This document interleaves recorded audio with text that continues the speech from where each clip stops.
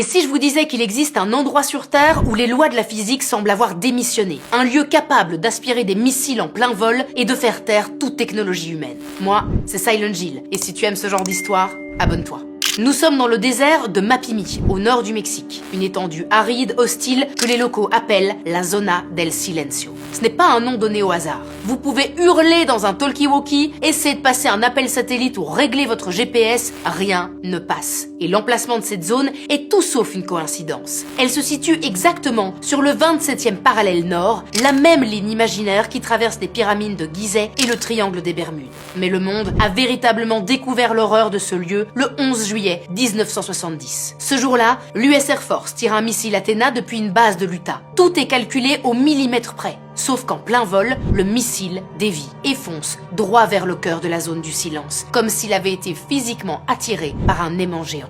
Il s'écrase en plein désert. La réaction américaine est disproportionnée. Il n'envoie pas une simple équipe de récupération, mais une véritable armée, dirigée par Wernher von Braun lui-même, le père du programme spatial. Ils construisent une voie fermée en plein désert, non seulement pour récupérer les débris de la fusée, mais aussi pour emporter des tonnes de terre contaminée. Mais les locaux racontent autre chose. Ils parlent d'animaux mutants, de tortues géantes aux carapaces inversées, de cactus violets et d'étranges visiteurs. Des êtres grands, blonds, aux allures humaines, mais au comportement robotique.